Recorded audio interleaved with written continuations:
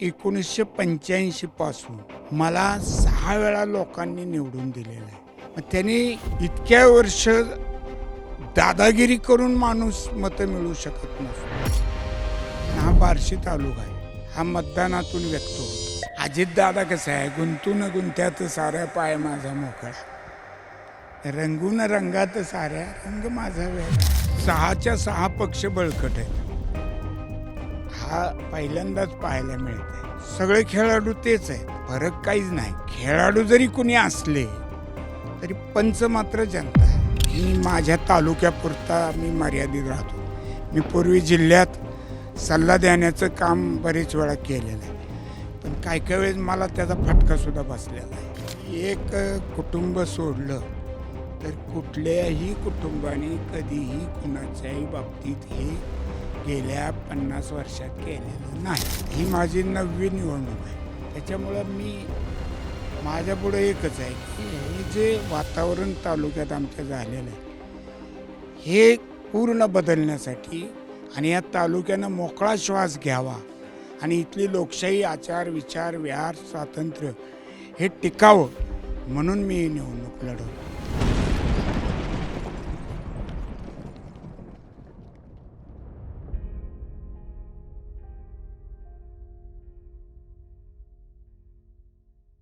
सध्या राज्यामध्ये काही मतदारसंघ प्रचंड चर्चेत आहेत आणि त्यातलाच एक आहे तो म्हणजे बार्शी विधानसभा मतदारसंघ. खरं तर आपल्या संपूर्ण राजकीय कारकिर्दीच्या काळामध्ये मंत्री राहिलेले आणि त्याच पद्धतीनं 6 टर्म आमदार राहिलेले दिलीप सोपल जे आहेत त्यांचा सामना जो आहे तो शिंदेंच्या शिवसेनेचे राजेंद्र राऊत यांच्याशी होणार आहे. खरं तर प्रचंड हाय व्होल्टेज लढत ही असणार आहे, कारण आपण बघतोय की गेल्या काही वर्षांपासून हाच सामना जवळपास 25 वर्षांपासून रिपीट झालेला आपल्याला पाहायला मिळतोय. आज आपल्यासोबत बोलभिडूमध्ये स्वतः दिलीप सोपल सर आहेत. आपण त्यांच्याशी गप्पा मारणार आहोत, बार्शीचं राजकारण समजून घेणार आहोत. सगळ्यात पहिल्यांदा सर मला तुम्हाला हेच विचारायचं आहे की मी काल बार्शीमध्ये आलेली होते, लोकांशी संवाद साधण्याचा प्रयत्न केला, पण बार्शीमधली लोक काय बोलायला तयार होत नाहीत, ह्या बाजूनी किंवा त्या बाजूनी. हे बार्शीचं वातावरण काय नक्की? त्याचं कारण असं आहे की इथला मतदार खूप सुजाण आणि विचार करून मतदान करणार आहे आणि मतदानाला जाईपर्यंत किंवा मतदान होईपर्यंत किंवा झाल्यावर पण त्याची भूमिका काय आहे हे तो लगेच व्यक्त होत नाही. तो व्यक्त होतो मतदानातूनच.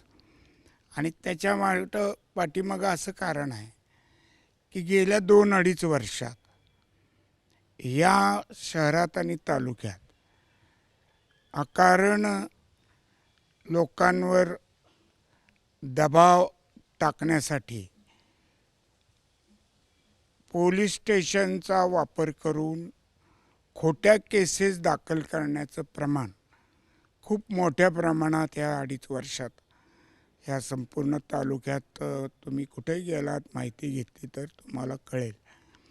आणि त्यामुळं मनातलं लोक आता उघड बोलत नाहीत की बुवा आपण आपली भूमिका जाहीर केली तर आपल्याला कुठल्याही मार्गातनं त्रास देण्याचा प्रयत्न होतो. साधा कोणी स्टेटस जरी ठेवला तरी दुसऱ्या दिवशी त्याला धमकीचे फोन येतात की स्टेटस का ठेवला. इतकं बारीक सारीक आणि असं वातावरण आणि असं राजकारण या तालुक्यात मी 1974 पासूनच्या निवडणुका आमच्या आदरणीय प्रभाताई झाडबुके डायरेक्ट निवडणूक होती नगराध्यक्षपदाची, त्यावेळेसपासूनचा कार्यरत असणारा मी कार्यकर्ता आहे.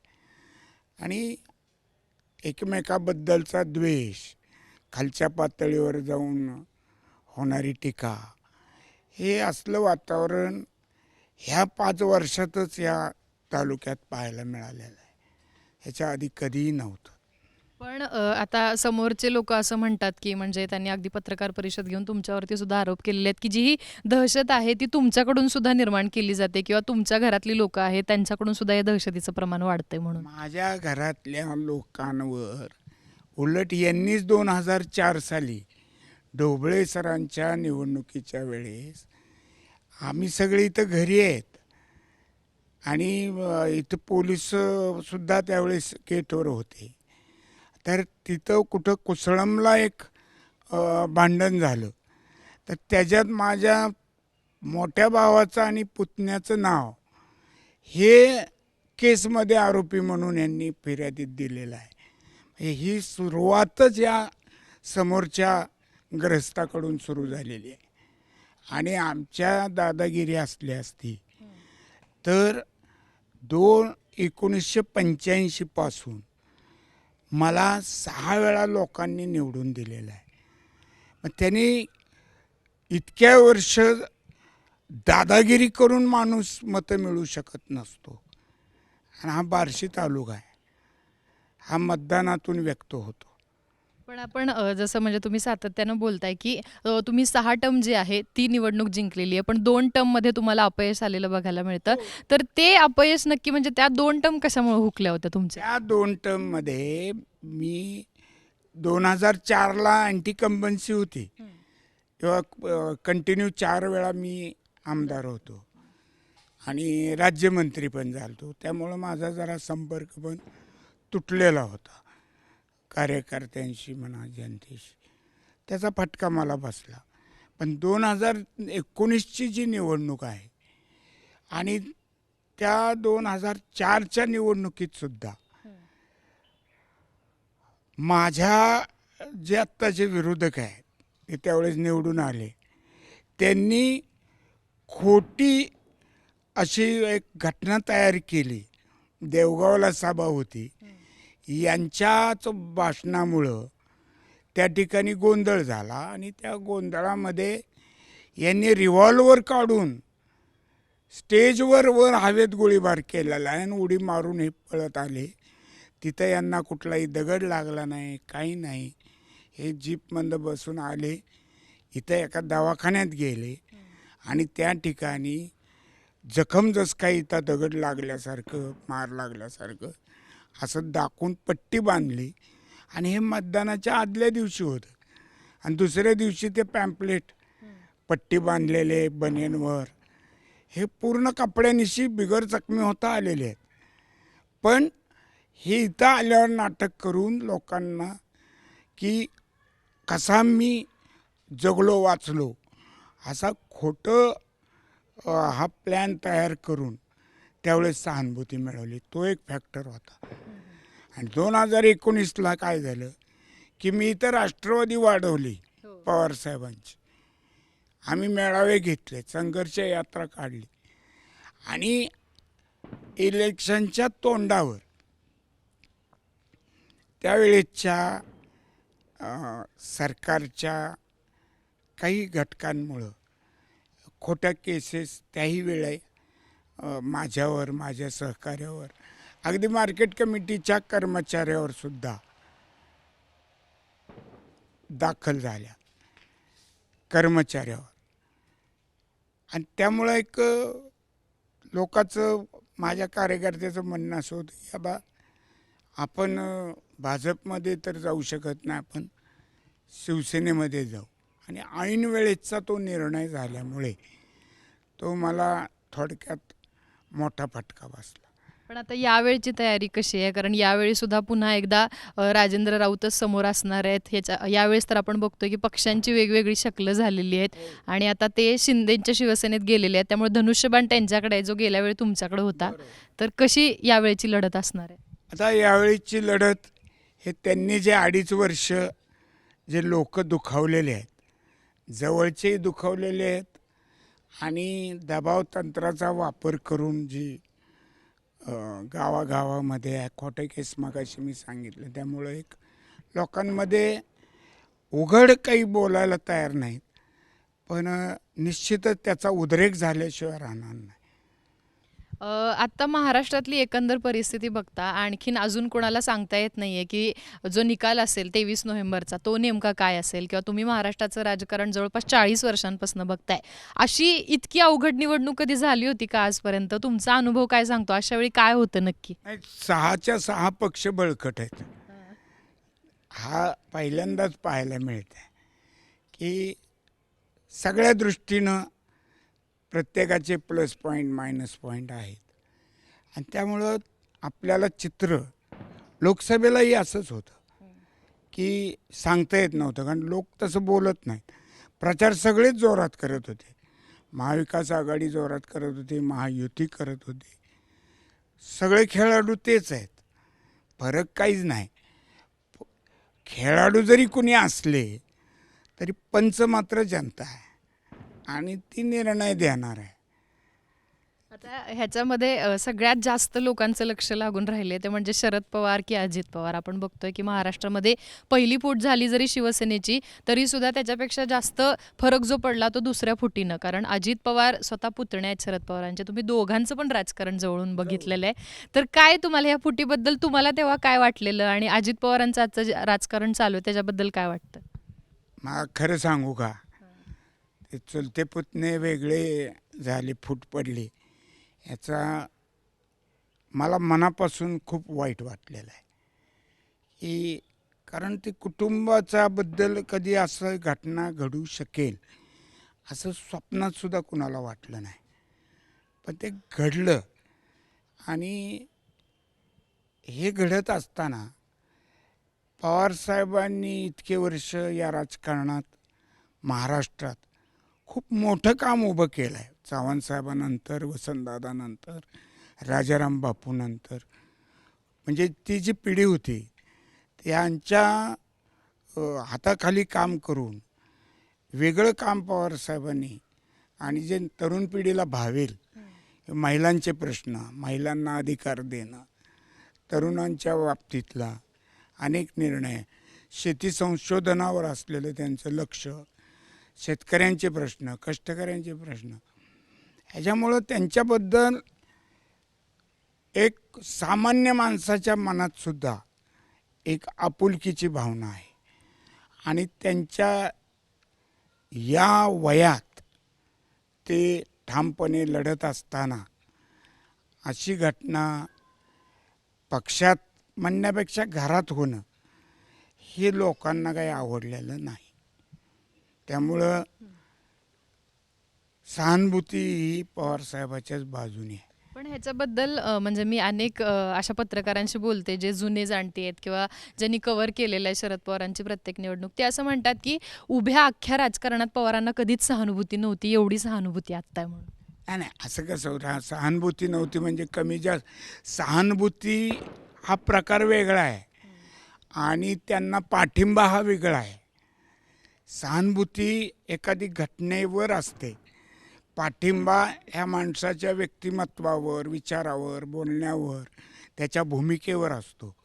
तो कमी जास्त होताच, त्याच्याबद्दल काही शंकाच नाही. त्यांनी अनेक वेळा काँग्रेसमध्ये सुद्धा असताना अगदी रामदास आठवले साहेब, आमचे आंबेडकर साहेब, ते ओपन जागेवर रिस्क घेऊन उभे करून त्यांच्या पाठीशी राहिलेले आहेत.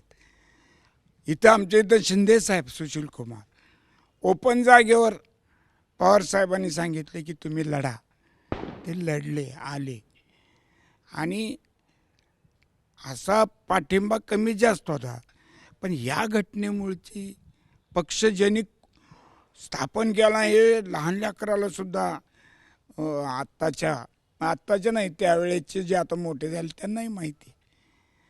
पण त्यामुळं हे आवडलेलं नाही.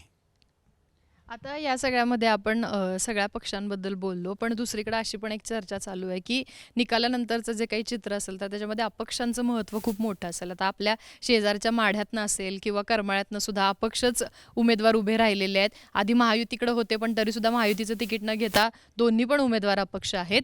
तर तुम्ही 1995ला अपक्ष म्हणून निवडून आला होता. त्यावेळी तुमची जी अपक्षांची मोळी होती, हर्षवर्धन पाटील असतील, तुम्ही असतील, रामराजे नाईक निंबाळकर यांच्यासारख्या नेत्यांना सरकारमध्ये खूप महत्त्व आलं होतं, अनेकांना मंत्रिपदं मिळाली होती. आत्ता सुद्धा तशी परिस्थिती असेल का, आणि असेल तर ती परिस्थिती आणि आत्ताची परिस्थिती यात साम्य काय, किंवा वेगळी असेल तर काय? त्यावेळेस काय होतं, पक्षाचा चॉईस नव्हता. म्हणजे काँग्रेसनं तिकीट नाकारल्या दुसरे लगेच घेतीलच अशी परिस्थिती नव्हती, किंवा उभारणाऱ्याची सुद्धा मनस्थिती विरोधी पक्षात जाऊन उभारावं अशी नव्हती. आपण काम केलं आहे, आपल्यावर अन्याय झाला आहे आणि जनतेनं दाखवून दिलं की ह्याच्यावर अन्याय झाला म्हणून अपक्ष निवडून दिलं. म्हणजे अपक्ष उभारणं हाच त्यावेळेस पर्याय होता. आज वेगवेगळे पर्याय आहेत. त्याच्यामुळं अपक्षाचं त्यावेळेच्या संख्याबळा एवढं संख्याबळ या निवडणुकीत येईल असं मला अजिबात वाटत नाही. आणि त्यावेळेसची म्हणजे ती परिस्थिती काय होती? तुम्ही स्वतः अपक्ष निवडून आलेला होतात. कशा पद्धतीने ते सरकार बनलेलं होतं? अपक्षांच्या त्यावेळेच्या मागण्या आणि कशा पद्धतीने म्हणजे ते सगळं? आम्ही जास्तीत जास्त अपक्ष हे दुष्काळी पट्ट्यातले होतो आणि त्यामुळं आम्ही सगळे ह्या पाण्याच्या प्रश्नावरच त्यावेळेसचे कैलासवासी मनोहरपंत जोशी, कैलासवासी गोपीनाथजी मुंडे साहेब आणि स्वतः बाळासाहेब सगळ्या अपक्षांना आम्हाला म्हणजे आम्ही भेटायला गेल्यावर भेटले आणि आम्ही सगळ्यांची मागणी एकच होती की आमचे शेतीच्या पाण्याचे प्रश्न हे महत्त्वाचे होते आणि त्या मुद्द्यावर आम्ही सर्वांनी युती शासनाला पाठिंबा दिला आणि मनोहरपंत जोशींनी, गोपीनाथरावनी ती मागणी मान्य करून कृष्णा खोरे महामंडळाची स्थापना कारण पश्चिम महाराष्ट्रातलेच अपक्ष जास्त होते. त्याच्यामुळे तो एक जो आहे तो तुम्ही निर्णय तो मंजूर करून घेतला आणि त्याचा परिणाम आज सुद्धा झालेला. त्याचा परिणाम ती टेंबू ताकारी असो इथली मी 94ला पवारसाहेब मुख्यमंत्री असताना आमचा सीना बोगदा जो आहे उजनी टू सीना नदीत पाणी सोडायचा आणि बार्शी उपसा ही एका वेळी मंजूर झालेली आणि ती पुढं कार्यरत युती शासनाच्या वेळेस मी एकमेव आमदार आहे या जिल्ह्यातला अपक्ष ज्यांनी युती शासनाला पाठिंबा दिला. बबनदादा होते पण ते यांचा पाठिंबा नव्हता किंवा डिगामामा होते. त्यांनी शेवटी गोपीनाथरावच्या आग्रहाखातर मग पाठिंबा दिला आणि त्यांना राज्यमंत्रीपद पण मिळालं. याच्यामध्ये आता जेव्हा जेव्हा म्हणजे तुमचं नाव येतं किंवा तुमची भाषणं जी आहेत ती अगदी व्हायरल झालेली भाषणं आहेत. म्हणजे तुमचं एक भाषण होतं 8 ते 10 वर्षांपूर्वीचं. त्याच्यामध्ये तुम्ही सांगितलं होतं की आमदार कशा पद्धतीनं आपल्या पहिल्या टर्ममध्ये पाणी आणतो किंवा दुसऱ्या टर्ममध्ये पाईपलाईन, तिसऱ्या टर्ममध्ये नळ वगैरे आणणं, ह्या सगळ्या गोष्टी. तर ही खूप रांगडी भाषणं होती. म्हणजे त्यावेळेसच्या लोकांना ती आवडायची सुद्धा. पण आता अशी भाषणं केली की सोशल मीडियावरती ती व्हायरल होतात आणि तशी टीका होते लगेच. त्याबद्दल काय वाटतं? त्यावेळेस जे काय झालं तिथं सगळे माझ्या आधी 2-4 भाषणं खूपच गांभीर्य निर्माण करणारे लोकांच्या म्हणजे सभेला आले आहेत का कशाला आले इतके चेहरे त्यांचे गंभीर झालेले होते. मग जयंतराव पाटील मला म्हणले की तुम्ही जरा किस्से सांगून जरा आमच्या लोकांना जरा मोकळं करा. म्हणल्यावर मग मी विधानसभेतले काही किस्से सांगितले. ते मानसिंगराव आपले नाईक साहेब त्यांनी मी त्यांची पाणी पुरवठा योजना मंजूर केली ती पूर्ण झाल्यावर माझ्या हस्ते त्यांनी त्याचं उद्घाटन केलं. ते मग त्यामुळं लोकांना जरा मोकळं चाकळं करण्याच्या नादात मी काही विनोदी प्रसंग सांगितले आणि त्यांना म्हणलं की तुम्ही 5 वर्षात महत्त्वाची सगळी 4-5 कामं केली. त्यामुळे लोक म्हणले आता तुमची गरज संपली. जसं चर्चिलच्या बाबतीत झालं होतं. विन्स्टन चर्चिल युद्धाच्या वेळेस पंतप्रधान होते आणि त्यांनी युद्ध जिंकलं, परत उभारले तर पडले. मग पत्रकारांनी त्यांना विचारलं की एवढं पराक्रम करून तुम्ही पडले, तर ते म्हणले लोकांना असं वाटलं की हा युद्धापुरताच महत्त्वाचा आहे आणि त्याच्यानंतर आता ह्याची गरज संपली, दुसऱ्याला संधी द्या. हा रेफरन्स घेऊन मी मग कसं आहे शेवटी विनोद हा काय म्हणायचं विरोधाभासातून निर्माण होतो. म्हणजे काहीतरी वेगळं सांगितल्यावर लोकांना म्हणून मी केलं भाषण की पहिल्या वर्षी नुसतीच मंजुरी, परत 5 वर्षात नुसता खड्डे आणि पाईप आणि मग तिसऱ्या टर्मला. पण हे विनोद आहे. माझ्या जनतेला माहिती आहे बार्शीतल्या की माझी योजना ही 4 वर्षात मंजुरीनंतर पूर्ण झालेली आहे. त्यामुळं त्याच्यावर कुणाचा विश्वास बसला नाही. माझी पद्धत भाषणाची, मी काय असं प्रबोधन करत नाही, एक आपलं भाषण ऐकायला आलेल्या माणसाच्या चेहऱ्यावर 12 वाजलेले बघणं मला आवडत नाही. त्यामुळं मी लोकांना मोकळं करण्याचा, हसवण्याचा प्रयत्न करतो. पण आता आपण म्हणजे सोशल मीडियाच्या ह्या जगामध्ये म्हणजे प्रत्येक शब्द लोक तोलून मापून वापरतात. म्हणजे आपण हां अहो, आता चालताना सुद्धा खाली बघून चालावं लागतंय. कारण कुठं बघितलं तरी इकडे का बघितलं, असा सुद्धा प्रश्न निर्माण होऊ शकतो. तेव्हा आणि हा काही वाईट नाही सोशल मीडिया, पाहिजे. त्यामुळं काय म्हणायचं, माणसं ताळ्यावर राहतात आणि जी पूर्वी जीभ घसरायची ते प्रकार ह्याच्यामुळं बंद झाले. पण मोकळी ढाकळी भाषणं पण बंद झाली. तरी अजून मग त्याच्यासाठी टी व्हीवाल्यांना घरी बसवावं लागेल आणि भाषणं करावं लागतील. आता ह्याच्यामध्ये जसं तुमची भाषणं असतात तसं साधारणतः आम्ही गेल्या काही वर्षांमध्ये अजितदादांची भाषणं पण बघतोय. पण आता अजितदादांचं स्वरूप पूर्ण बदललं आहे. म्हणजे अजितदादांच्या कपड्यांच्या रंगापासून ते त्यांच्या भाषणांपर्यंत सगळं ठरवून असतं टीमतर्फे आणि त्याच्यानंतर अजितदादा बोलतात. अजितदादांचं बदललेलं रूप कसं वाटतं? अजितदादा कसं आहे, गुंतून गुंत्यात साऱ्या पाय माझा मोकळा, रंगून रंगात साऱ्या रंग माझा वेगळा. हे वेगळं रसायन आहे अजितदादा सुद्धा. मी खूप म्हणजे मी एकमेव माणूस असेल विधानसभेत की मी त्यांची चेष्टा करायचो. हां, म्हणजे बाकीचे मी सिनियर असल्यामुळे ते त्याची मजा घ्यायची. म्हणजे कामाला पण वाघ माणूस, त्याच्याबद्दल काही दुमतच नाही. आणि आजही आपले माझे त्यांचे संबंध, व्यक्तिगत संबंध आमचे चांगले आहेत. मी शिवसेनेत असताना सुद्धा ते मंत्री असताना भेटीगाठी व्हायची. एखादा असा किस्सा आठवतो का अजितदादांची चेष्टा मस्करी केलेला वगैरे?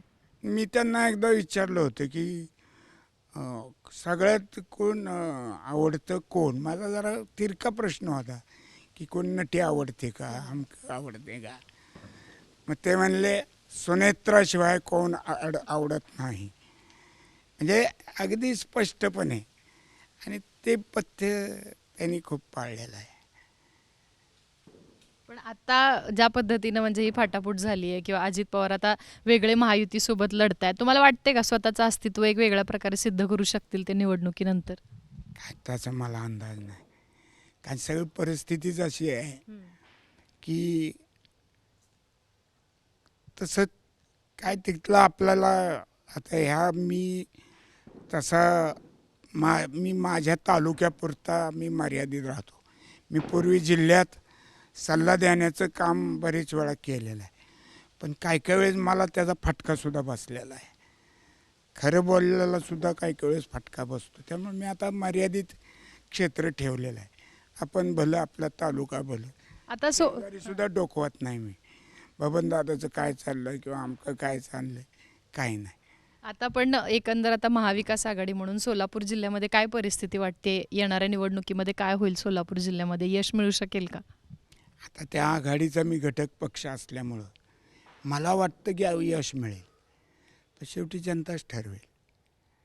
आपण आत्ता जर बघितलं तर गेल्या 2 दिवसांमध्येच इथं खरं तर एक राडेबाजी झालेली आहे. तुमच्या घरासमोर मोठमोठ्या घोषणा देण्यात आल्या किंवा ज्या पद्धतीचं एक आक्रमक स्वरूप बघायला मिळालं समोरच्या पक्षाकडून.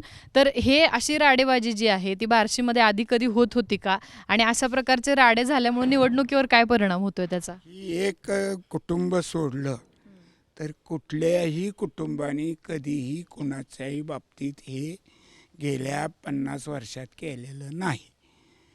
ह्यांचं काही नुसतं कालचा प्रसंग हा आम्हाला नवा नाही.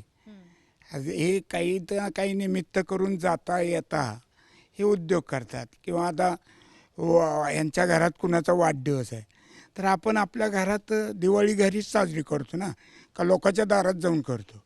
वाढदिवसासुद्धा आपल्या घरापुढे साजरा करायचा, औक्षण करून घ्यावं, तिथं 4 फटाकड्याच्या माळा लावाव्या. हे रात्री 12 वाजता म्हणजे श्रीकृष्ण जन्म झाल्यासारखा हे रात्री 12ला आमच्या घरापुढं त्या आदल्यान फटाकडे उडवून जातात. हे प्रकार अनेक वेळा झालेले आहेत.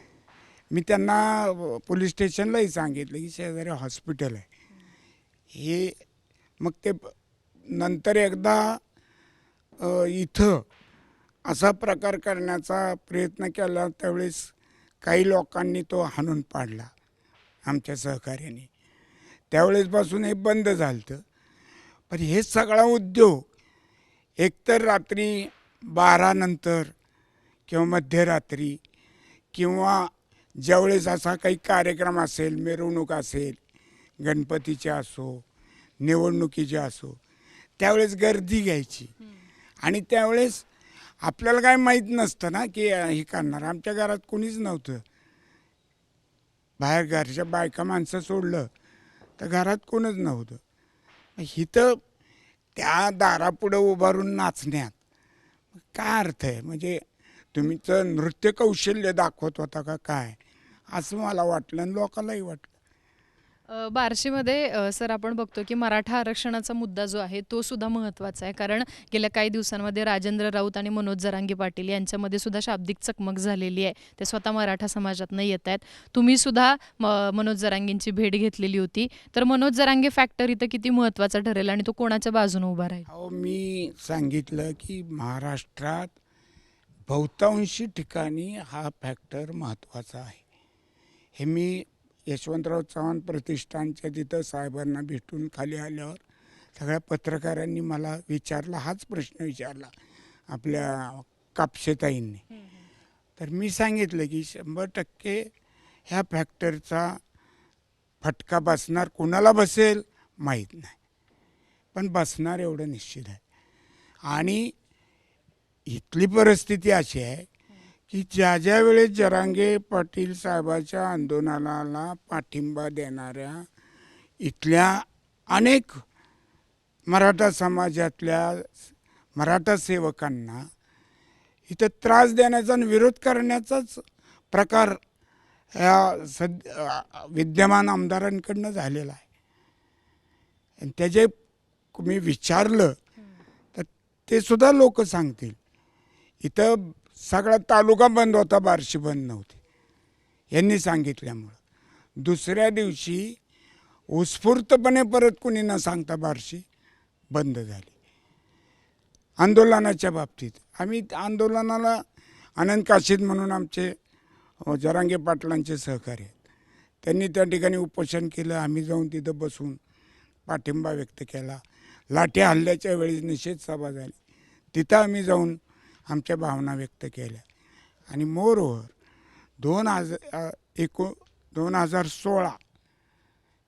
2016 साली विधानसभेत हा आरक्षणाचा विषय आला. पहिलं कमिटी नारायण राणे साहेबांची होती, ती कोर्टात टिकलं नाही.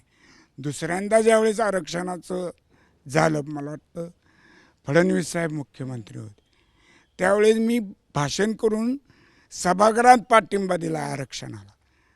म्हणजे 8 वर्ष झाली त्या गोष्टीला.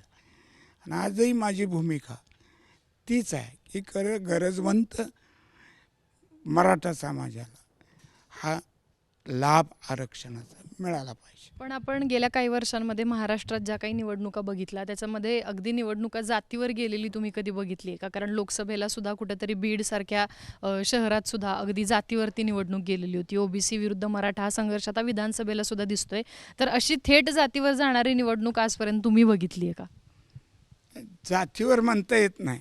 त्या तालुक्याचा तो मर्यादित प्रश्न असतो. जातीवर मतं मागणं असं उघडपणे कुणी काही केलेलं नाही. पण काही जण आतून प्रयत्न करतात. तो कितपत यशस्वी होतो हे याची खात्री नसते. म्हणजे त्याचा उलटा पण परिणाम. आज कळलं काय तुम्हाला, आम्ही तुमच्या जातीचे आहेत असं विचारणारे पण असतात. त्यामुळे ह्याच्यात काही असं पूर्वी नव्हतं आणि आता त्याच्यावरच झालं असं नाही.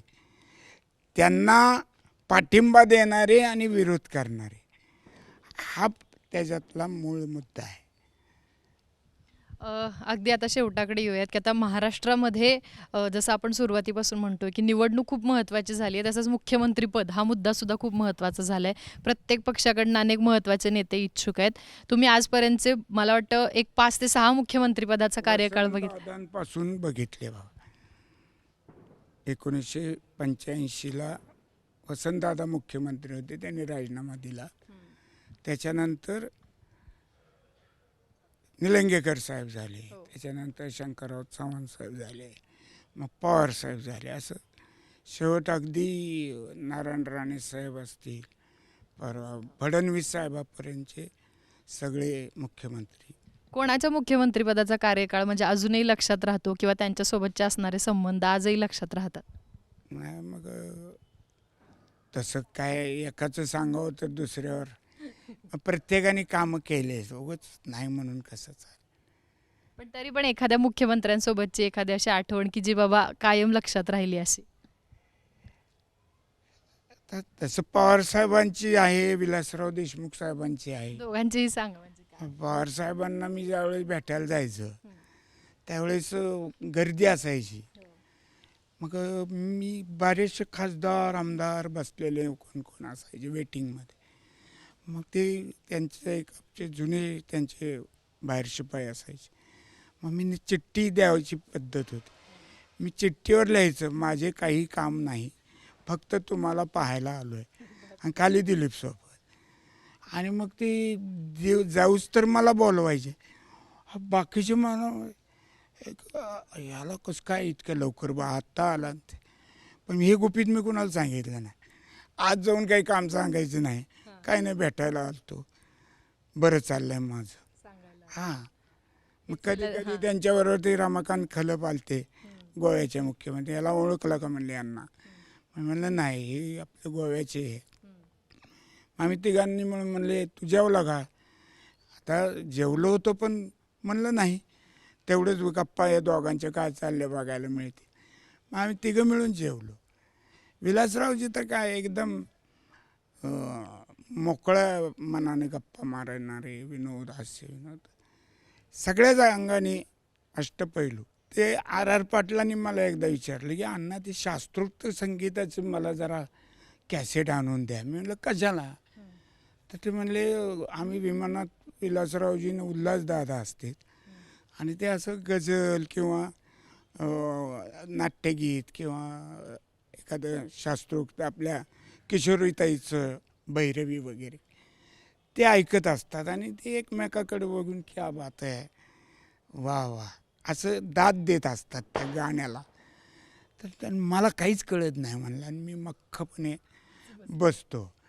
तर मी म्हणलं आबा हे कसं कॅसेट आणि विसेट करून हे होत नाही, मी देतो, पण पहिल्यांदा तुम्ही भावगीतं ऐका आणि मग नाट्यगीतं ऐका, मग सेमी क्लासिकल काय असेल ते ऐका, एकदम क्लासिकलला जाऊ नका. मग मी म्हणलं पण तुम्हाला एवढं काय म्हणायचं? म्हणलं नाही म्हणले ती काय दोघं बोलता बोलता आणि ते ऐकता ऐकता असे डोळे मिटतात म्हणले, बरं का. तर मी त्यांना म्हणलं ते झोपलेले नसते, ते नंतर डोळे मिटून त्याचा आनंद घेत असतात. तुम्ही एकदा मिटून बघा, तुम्हाला आवडायला लागेल. आणखी काय म्हणजे आता आत्ताच्या काळामध्ये उद्धव ठाकरे मुख्यमंत्री होते, त्यांचा काही अनुभव किंवा उद्धव ठाकरेंचा कार्यकाळ तुम्हाला कसा वाटला? उद्धव साहेबांचा खरा कार्यकाळ कोरोनामध्येच गेला. कोरोनाच्या आधी ते चांगल्या प्रकारे काम करत होते, पण त्यांची कामाची पद्धत म्हणजे ज्या मंत्र्याला जे खातं सोपवलं आहे त्याच्यावर विश्वास ठेवून त्यांना वाव देणे. अजितदादाला कितीतरी वाव दिला त्यांनी, पूर्ण बघा तुम्ही. त्याच्यात त्यांचं ते मानेचं म्हणजे आधीचं कुठलं तरी ऑपरेशन पण झालं. पण कोरोना काळामध्ये एक कुटुंब प्रमुख म्हणून लोकांना धीर देण्याचा जो प्रकार आहे तो त्यांनी नंबर 1 कुटुंबकर्ता म्हणून महाराष्ट्रात ती भूमिका त्यांची खूप महत्त्वाची ठरली. आणि देवळं उघडा, सिनेमा थिएटर उघडा असं जरी कोश्यारी साहेब म्हणत होते तरी त्यांनी त्याला भीक न घालता ठाम निर्णय घेतले.